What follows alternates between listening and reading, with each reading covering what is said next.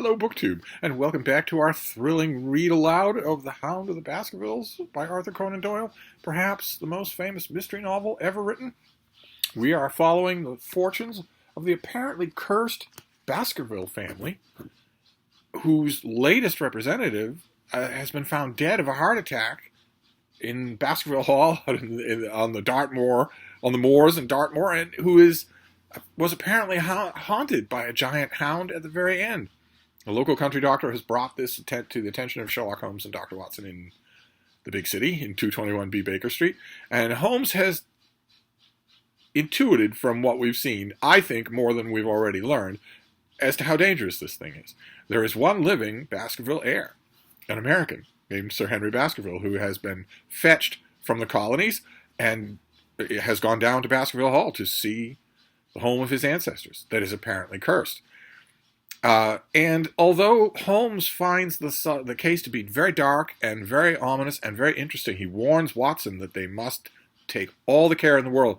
The heir must never be alone, and Watson must go about armed day and night. Although that's true, Holmes doesn't go to Devonshire. He doesn't go down there with Watson and the heir and Dr. Mortimer. Instead, he says he has pressing business in London. He sends Watson by himself. And Watson has now seen Baskerville Hall, an appropriately foreboding place, and he has seen the moor. And now he's going to meet, his goal in going, in addition to safeguarding Sir Henry, was also to meet the people around the neighborhood. Because as he and Holmes at first ascertain, if there is a mystery here, especially a dangerous one, it has to be one of the people nearby. It can't be a stranger. There are hardly any houses near the moor, and a stranger would be noticed right away. So that's where we are now. We're on chapter 7, which is called The Stapletons of Merripit House. We have already been told that there's a naturalist in the area called Stapleton. The fresh beauty of the following morning did something to efface from our minds the grim and gray impression which had been left upon us both by our first experience of Baskerville Hall. Sir Henry and I sat at breakfast. As we sat at breakfast, the sunlight flooded in through the high mullioned windows, throwing watery patches of color from the coats of arms which covered them. The dark paneling glowed like bronze in the golden rays, and it was hard to realize that this was indeed the chamber which had struck such a gloom into our souls on the evening before. "I guess it is ourselves and not the house that we have to blame," said the baronet. "We were tired with our journey and chilled from our drive, so we took a grey view of the place. Now we are fresh and well, so it is all cheerful once more." "And yet it was not entirely a question of imagination," I answered. "Did you, for example, happen to hear someone, a woman, I think, sobbing in the night?" "That is curious, for I did, when I was half asleep, fancy that I heard something of the sort. I waited quite a while, but there was no more of it, so I concluded it was all a dream." "I heard it distinctly, and I am sure it was really the sob of a woman." "We must ask about this right away." He rang the bell and asked Barrymore whether he could account for our experience. It seemed to me that the pallid features of the butler turned a shade paler still as he listened to his master's question. "There are only 2 women in the house, Sir Henry," he answered. "One is the scullery maid who sleeps in the other wing, and the other is my wife, and I can answer for it that the sound could not have come from her." And yet he lied as he said it. For it chanced that after breakfast I met Mrs. Barrymore in the long corridor with the sun full upon her face. She was a large, impassive, heavy-featured woman with a stern-set expression of mouth, and her telltale eyes were red and glanced at me from between swollen lids. It was she, then, who wept in the night, and if she did so, her husband must know it. Yet he had taken the obvious risk of discovery by declaring that it was not so. Why had he done this, and why did she weep so bitterly? Already this pale-faced, handsome, black-bearded man there was gathering an atmosphere of mystery and of gloom. We sent off telegrams from London. Holmes insisted on it, to ascertain that Barrymore was actually on the moors. He was at Baskerville Hall when a black-bearded man was seen in London, following Sir Henry. Barrymore has a black beard. It was he who had been the first to discover the body of Sir Charles, and we had only his word for all the circumstances which led up to the old man's death. Was it possible that it was Barrymore after all, whom we had seen in the cab in Regent Street? The beard might well have been the same. The cabman had described a somewhat shorter man, but such an impression might easily have been erroneous. How could I settle the point forever? Obviously, the first thing to do was to see the Grimpen postmaster and find whether the test telegram had really been placed in Barrymore's own hands. Be the answer what it might, I should at least have something to report to Sherlock Holmes. Sir Henry had numerous papers to examine after breakfast, so that the time was propitious for my excursion. It was a pleasant walk of 4 miles along the edge of the moor, leading me at last to a small grey hamlet in which 2 larger buildings, which proved to be the inn and the house of Dr. Mortimer, stood high above the rest. The postmaster, who was also the village grocer, had a clear recollection of the telegram. "Certainly, sir," he said, "I had the telegram delivered to Mr. Barrymore exactly as directed." "Who delivered it?" "My boy here, James. You delivered that telegram to Mr. Barrymore at the Hall last week, did you not?" "Yes, father, I delivered it." "Into his own hands?" I asked. "Well, he was up in the loft at the time, so that I could not put it into his own hands, but I gave it into Mrs. Barrymore's hands, and she promised to deliver it at once." I actually have a little experience with this from a long, long time ago. It's amazing how difficult it is sometimes to get people to understand the simple direction, put it in his own hands. It's amazing how hard it is to get people to do that. Did you see Mr. Barrymore?" "No, sir. I tell you he was in the loft." "If you didn't see him, how do you know he was in the loft?" "Well, surely his own wife ought to know where he is," said the postmaster testily. "Didn't he get the telegram? If there is any mistake, it is for Mr. Barrymore to complain." "There was a mistake. You were given instructions. Put this in his hands. Is his wife him?" "No." I'm not going to rake up old memories here. It seemed hopeless to pursue the inquiry any farther, so it was clear that in spite of Holmes's ruse, we had no proof that Barrymore had not been in London all the time. Suppose that it were so. Suppose that the same man had been the last who had seen Sir Charles alive, and the first to dog the new heir when he returned to England. What then? Was he the agent of others, or had he some sinister design of his own? What interest could he have in persecuting the Baskerville family? I thought of the strange warning clipped out of the leading article of the Times. Was that his work, or was it possibly the doing of someone who was bent upon counteracting his schemes? The only conceivable motive was that which had been suggested by Sir Henry, that if the family could be scared away, a comfortable and permanent home could be secured for the Barrymores. They live at Baskerville Hall. They have to serve the lord of Baskerville Hall, but if there is no lord, they still live there. The house still is upkept, the rents still come in, food deliveries still made, all that. But surely such an explanation as that would be quite inadequate to account for the deep and subtle scheming which seemed to be weaving an invisible net around the young baronet. Holmes himself had said that no more complex case had come to in all the long series of his sensational investigations. I prayed as I walked back along the grey, lonely road that my friend might soon be freed from his preoccupations and able to come down to take his heavy burden of responsibility off my shoulders. I think Watson's doing just fine. Suddenly, my thoughts were interrupted by the sound of running feet behind me and by a voice which called me by name. I turned, expecting to see Dr. Mortimer, but to my surprise it was a stranger who was pursuing me. He was a small, slim, clean-shaven, prim-faced man, flaxen-haired and lean-jawed, between 30 and 40 years of age, dressed in a gray suit and wearing a straw hat. A tin box for botanical specimens hung over his shoulder, and he carried a green butterfly net in one of his hands. "You will, I am sure, excuse my presumption, Dr. Watson," said he, as he came panting up to where I stood. "Here on the moor we are homely folk, and do not wait for formal introductions. You may possibly have heard my name from our mutual friend Mortimer. I am Stapleton, of Merrypit House." "Your net and box would have told me as much," said I, for I knew that Mr. Stapleton was a naturalist. "How did you know me?" "I have been calling on Mortimer, and he pointed you out to me from the window of his surgery as you passed. As our road lay the same way, I thought I would overtake you and introduce myself. I trust that Sir Henry is none the worse for his journey?" "He is very well, thank you. We were all rather afraid that after the sad death of Sir Charles, the new baronet might refuse to live here. It is asking much of a wealthy man to come down and bury himself in a place of this kind, but I need not tell you that it means a very great deal to the countryside. Sir Henry has, I suppose, no superstitious fears in the matter?" "I do not think that is likely. Of course you know the legend of the fiend dog which haunts the family." "I have heard it. It is extraordinary how credulous the peasants about here are. Any number of them are ready to swear that they have seen such a creature upon the moor." He spoke with a smile, but I seemed to read in his eyes that he took the matter more seriously.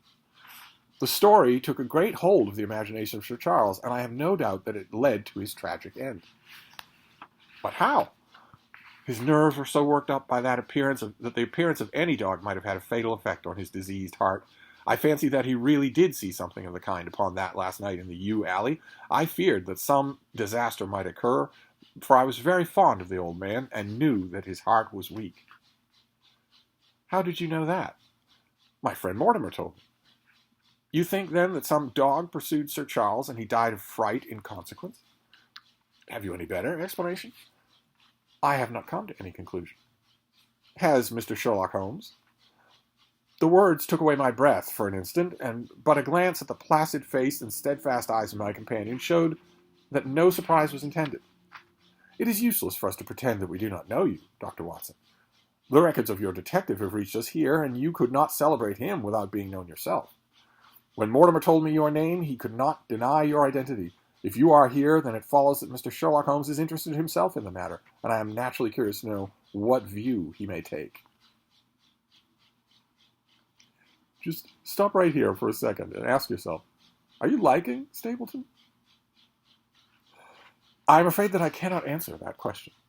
May I ask if he's going to honor us with a visit himself? He cannot leave town at present. He has other cases which engage his attention. What a pity! He might throw some light on that which is so dark to us. But as to your own researches, is there any possible way in which I can be of service to you? I trust you'll command me. If I had any indication of the nature of your suspicions, or how you propose to investigate the case, I might perhaps even now give you some aid or advice. I assure you that I am simply here to visit my friend Sir Henry, and that I need no help of any kind. Excellent, said Stapleton. Did not say that like Mr. Burns. You are perfectly right to be wary and discreet. I am justly reproved for what I feel was an unjustifiable intrusion, and I promise you that I will not mention the matter again. We had come to a point where a narrow, grassy path struck off from the road and wound away across the moor. A steep, boulder-sprinkled hill lay upon the right side, which had, in bygone days, been cut into a granite quarry. The face which was turned to us formed a dark cliff, with ferns and brambles growing in its niches. From over a distant rise there floated a gray plume of smoke. A moderate walk along this moor path brings us to Merripit House, said he. Perhaps you will spare an hour, that I may have the pleasure of introducing you to my sister. My first thought was that I should be by Sir Henry's side, but then I remembered the pile of papers and bills with which his study had been littered. It was certain that I could not help him with those, and Holmes had expressly said that I should study the neighborhood upon the moor. I accepted Stapleton's invitation, and we turned together down the path. It is a wonderful place, the moor, said he, looking round over the undulating downs, long green rollers with crests of jagged granite foaming up into fantastic surges. You never tire of the moor. You cannot think the wonderful secrets which it contains. It is so vast and so barren and so mysterious. You know it well, then? I have only been here 2 years. The residents would call me a newcomer. We came shortly after Sir Charles settled, but my taste led me to explore every part of the country round, and I should think that there are few men who know it better than I do. Is it so hard to know? Very hard.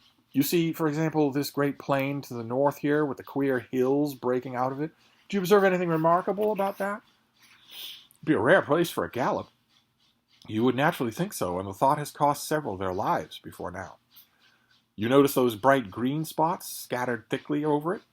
Yes, they seem more fertile than the rest. Stapleton laughed. That is the great Grimpen mire.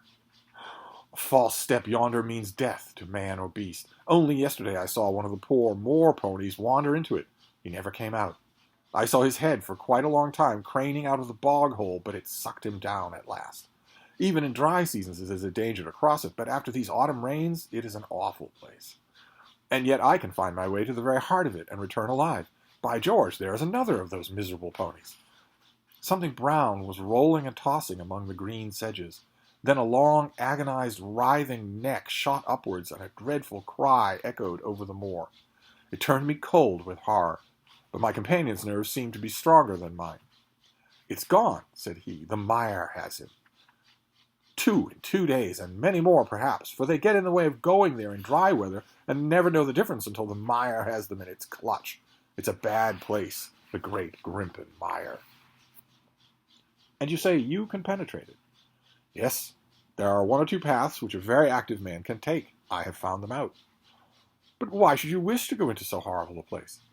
Well, you see the hills beyond? They are really islands, cut off on all sides by the impassable mire, which has crawled round them in the course of years. That is where the rare plants and butterflies are, if you have the wit to research them. I shall try my luck some day. He looked at me with a surprised face. For God's sake, put such an idea out of your mind. Your blood would be upon my head. I assure you that there would be not the least chance of your coming back alive. It is only by remembering certain complex landmarks that I am able to do it. Hello, I cried. What is that? A long, low moan, indescribably sad, swept over the moor.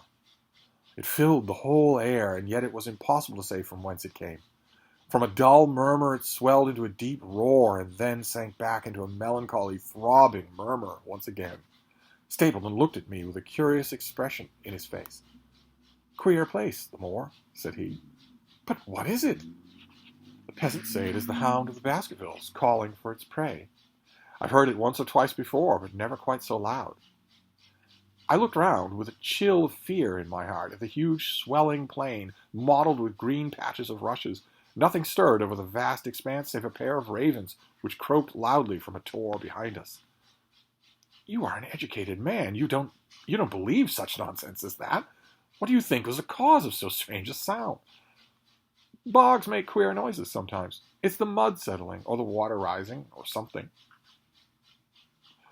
No, it was a living voice. Well, perhaps it was. Did you ever hear a bittern booming? No, I never did.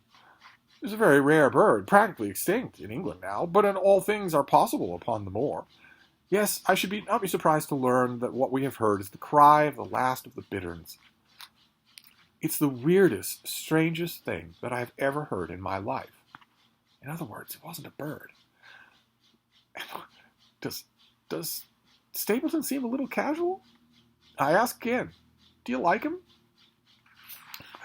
Yes, it's a rather uncanny place altogether. Look at that hillside yonder. What do you make of those?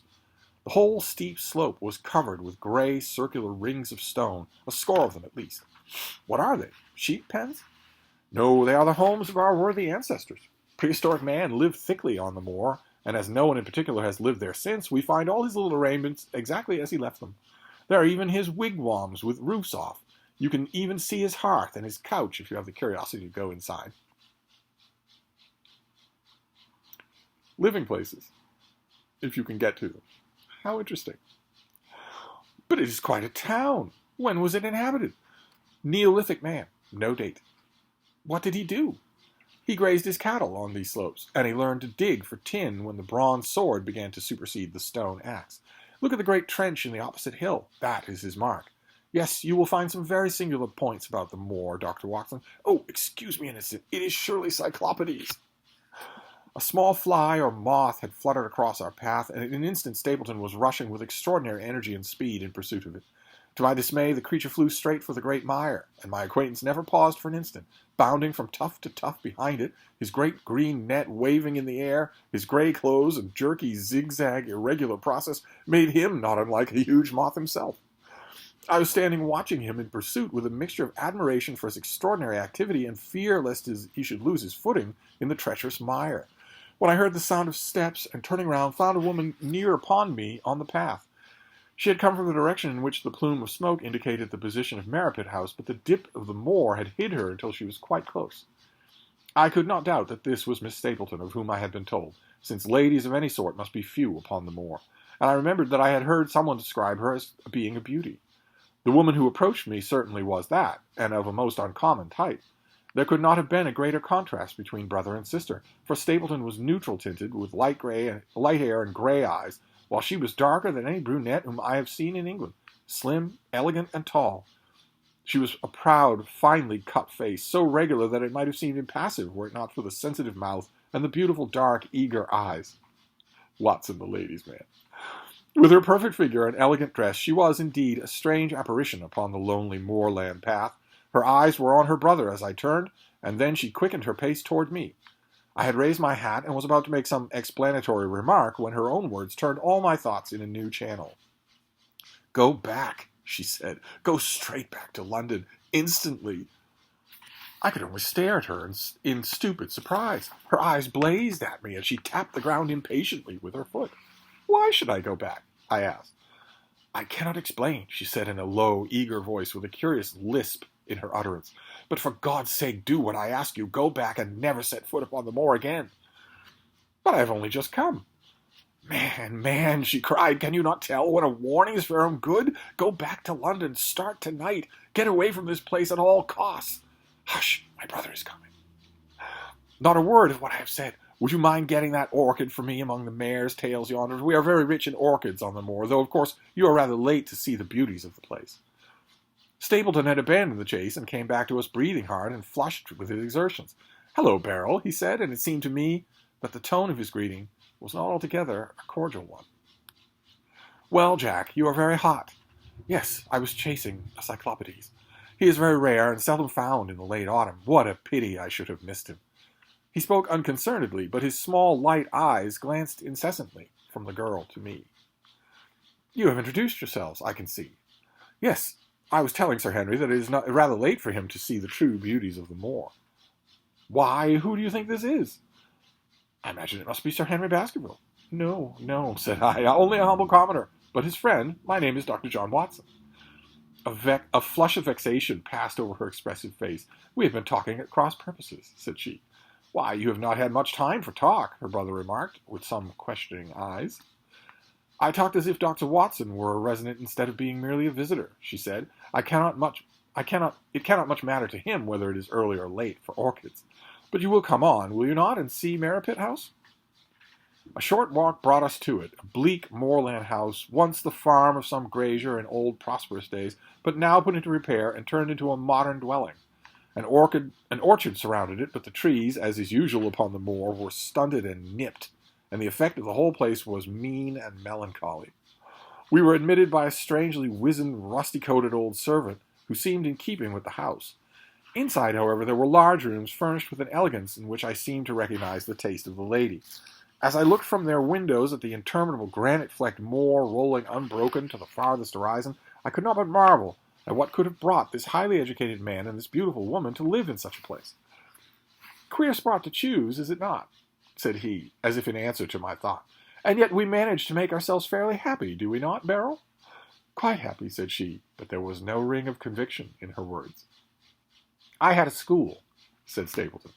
It was in the North Country. The work, to a man of my temperament, was mechanical and uninteresting, but the privilege of living with youth, of helping to mold these young minds, and of impressing them with one's own character and ideals, was very dear to me.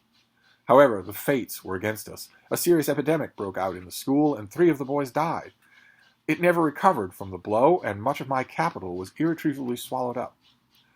And yet, if it were not for the loss of the charming companionship of the boys, I could rejoice over my own misfortune, for with my strong taste for botany and zoology, I find an unlimited field of work here, and my sister is as devoted to nature as I am.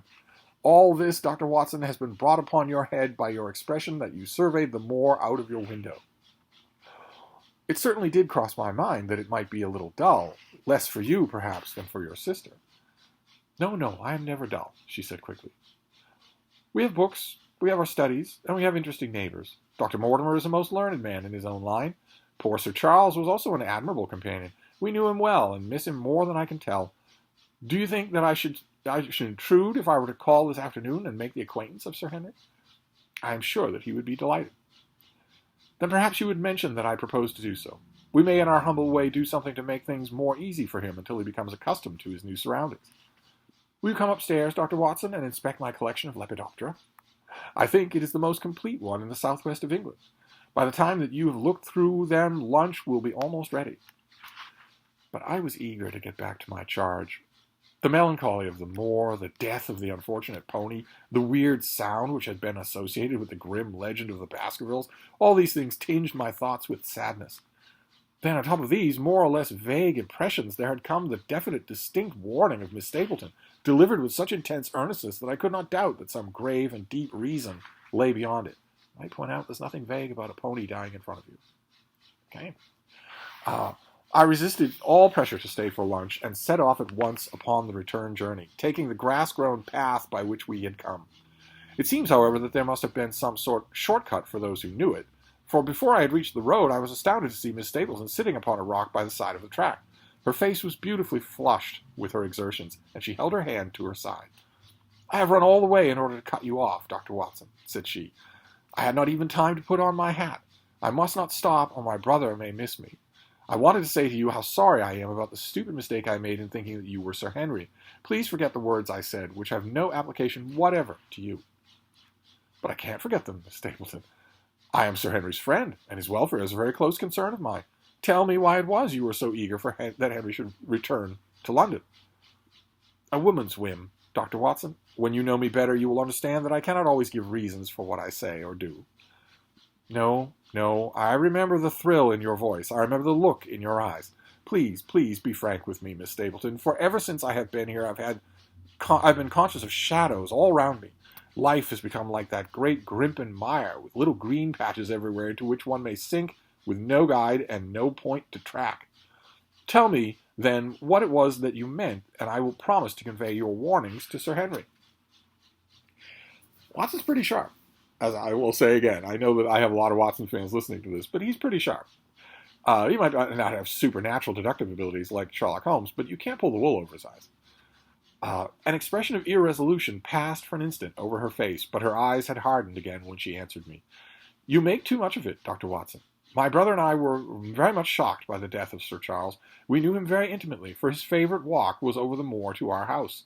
He was deeply impressed with the curse which hung over his family, and when this tragedy came, I naturally felt there must be some grounds for the fear which he had expressed. I was distressed, therefore, when another member of the family came down to live here, and I felt that he should be warned of the danger which he will run.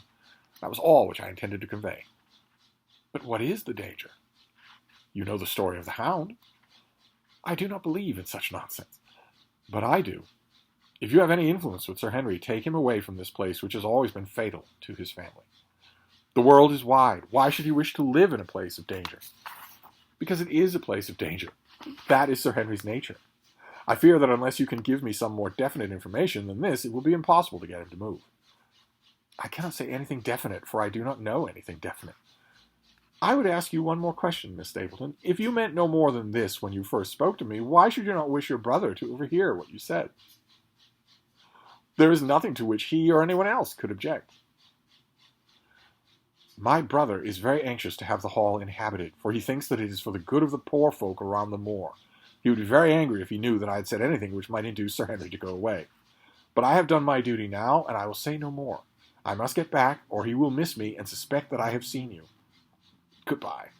She turned and had disappeared in a few minutes among the scattered boulders, while I, with my soul full of vague fears, pursued my way back to Baskerville Hall. All right, so we're starting to meet the locals. That's not very nice. The Stapletons are decidedly odd. Their response, that they both love nature, that they have their books, that they sometimes have pleasant house guests, doesn't answer Watson's question, the very first question that crosses his mind. Why on earth would you live here? It doesn't seem like a convincing answer for either of them. So we're getting a slightly broadened cast of characters, and we will move on to the next chapter next time. So I will see you then. Thank you, BookTube.